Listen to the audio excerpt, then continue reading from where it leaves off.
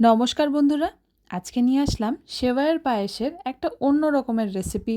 আপনারা নিশ্চয়ই সেওয়াইয়ের পায়েস কম বেশি সকলেই খেয়েছেন, তবে একটা অন্য রকমের পদ্ধতি আজকে আপনাদের সাথে আমি ভাগ করে নেব। আশা করি এভাবে বানালে পরে সেওয়াইয়ের পায়েস কিন্তু আপনাদের সকলের খুব ভালো লাগবে। সবথেকে বড় কথা, একদম অন্যভাবে বানানো। তার আগে বলে রাখি বন্ধুরা, সকলের কাছে অনুরোধ, cook and bake with Moumita আমার চ্যানেলের নাম, একবার আমার চ্যানেলের রেড সাবস্ক্রাইব বাটন প্রেস করে দেবেন। তার সাথে সাথেই ডান দিকে থাকা বেল বাটন প্রেস করার পর অল বাটন প্রেস করতে একদমই ভুললে চলবে না। তো দেখুন, এখানে আমি সেওয়াইগুলো নিয়ে নিয়েছি আমার প্রয়োজন অনুযায়ী। আপনারাও আপনাদের প্রয়োজন বুঝে সেওয়াই নিয়ে নেবেন। এখানটায় আমি দেখিয়ে দিই কী কী নিয়েছি। কাজু আমি এখানে মিক্সিতে গুঁড়ো করে নিয়েছি, মানে ড্রাই গুঁড়ো করে নিয়েছি। আপনারা চাইলে গোটা কাজু দিতে পারেন, তবে আমি সব জিনিসই গুঁড়ো করে দিয়েছি, এতে করে স্বাদটা অনেক বেড়ে যায়। এখানে আমি পেস্তার গুঁড়োও নিয়ে নিয়েছি প্রয়োজন অনুযায়ী মিক্সিতে বেটে। কাঠবাদাম নিয়ে নিয়েছি গুঁড়ো করে, কয়েক দানা মতো নিয়ে নিয়েছি এখানে কেশর, আর নিয়েছি এখানে কিশমিশ। পরিমাণ আমি বলছি না, কেন কি পরিমাণটা আপনারা নিজেরা বুঝে কম বা বেশি করে নিতে পারেন। তো সেওয়াইগুলোকে আমি একটু ভেঙে এখানে সমান করে নিচ্ছি। এবার যেটা করব, আমি এখানে একটা কড়াই গরম হতে বসিয়েছিলাম। কড়াইটার মধ্যে দিয়ে দিলাম আমি 1.5 টেবিল চামচের মতন ঘি। ঘিটা দিয়ে ভালো করে ছড়িয়ে গরম করে নিচ্ছি।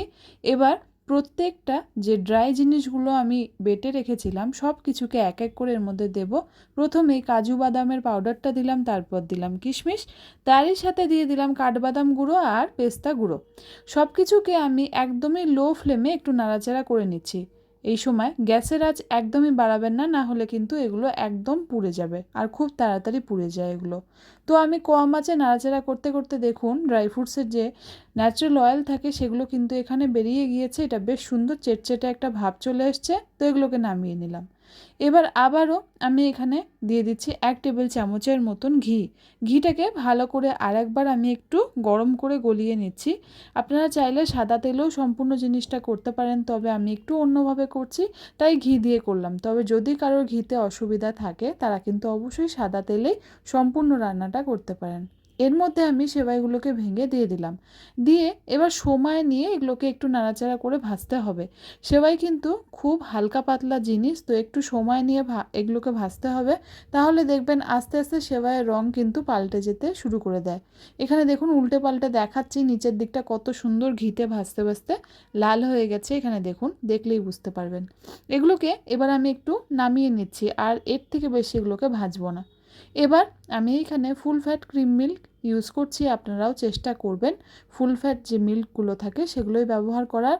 এখানে আমি যতটা সেওয়াই নিয়েছি সেই পরিমাণেই কিন্তু আমি দুধ নিয়ে নিলাম, 1/2 লিটার মতো। 1/2 লিটারের বেশি দুধ এখানে আমার দরকার নেই। তো দুধটাকে আমি ভালো করে একটু নাড়াচাড়া করে ফুটিয়ে নিচ্ছি। এই দুধটা যখন দেখবেন একটু হালকা মতন জাল হতে শুরু করে দিয়েছে, তখন কিন্তু আমরা এখানে যে ড্রাই ফ্রুটসগুলোকে একটু ভেজে রাখলাম ঘি দিয়ে, সেগুলোকে সবার প্রথমে এখানে দিয়ে দেব। সবার প্রথমে ড্রাই ফ্রুটসগুলোই দেবো, তাছাড়া আমি চিনি বা সেওয়াই কিন্তু এখন দিচ্ছি না। এবার এগুলোকে দেওয়ার সাথে সাথে একটু ভালো করে আর একবার ফুটিয়ে নিচ্ছি। এখান থেকে সামান্য একটু গরম দুধ তুলে নিয়েছিলাম, কেশরগুলোকে একটু ভিজিয়ে দিলাম।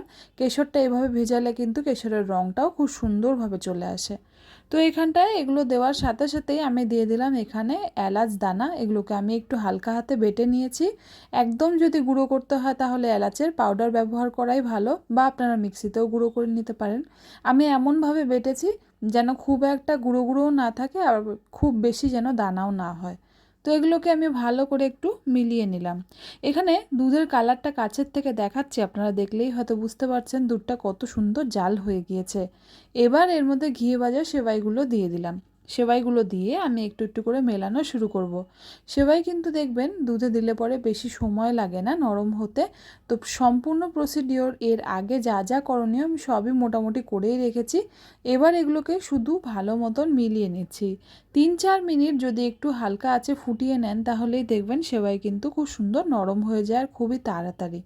এবার যেটা দেওয়া বাকি রয়ে গেছে সেটা দিয়ে দিচ্ছি। আমি এখানে 1 কাপ মেপে দিয়ে দিলাম চিনি। চিনিটা আপনারা চাইলে গুঁড়ো চিনিও ব্যবহার করতে পারেন, তবে আমি এখানে দানা চিনি ব্যবহার করেছি। অথবা যদি চিনিটাকে মেশাতে অসুবিধা হয় আগের থেকে গুঁড়োও করে নিতে পারেন মিক্সিতে। তো ভালো করে এখানে আমি সেওয়াইয়ের সাথে চিনিগুলোকে একটু মিশিয়ে নিচ্ছি। এই সময় কিন্তু অবশ্যই একটু ধৈর্য ধরে মেলাতে হবে, চিনি গোটা থাকলে মুখে পড়লে খেতে ভালো লাগবে না। এখানে দেখুন সেমাইয়ের সাথে চিনিটাও মিশে গিয়েছে আর খুব সুন্দর একটা ঘন ভাব কিন্তু এখনই চলে এসছে। এবার আমাদের যে জিনিসটা দেওয়া বাকি সেটা দিচ্ছি। আমি এখানে কেশর ভেজানো দুধটাও দিয়ে দিলাম।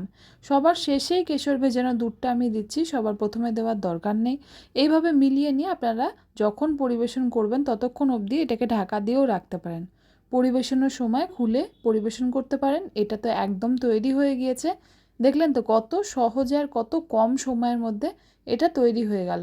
খেতেও কিন্তু দুর্দান্ত হয়। কেশরের যে রঙটা থাকে সেটার জন্য কিন্তু এটাকে শেষের দিকে দেওয়া, তাহলে পরে দেখবেন সেমাইয়ের রঙও খুব সুন্দরভাবে চলে আসে। দুর্দান্ত একটা সেমাইয়ের রেসিপি আজকে আপনাদের সাথে ভাগ করে নিলাম। আশা করি আপনাদের ভালো লাগবে। বন্ধুরা, ভালো লাগলে একটাই অনুরোধ, আমার চ্যানেলটাকে অবশ্যই করে একবার সাবস্ক্রাইব করে দেবেন। ধন্যবাদ।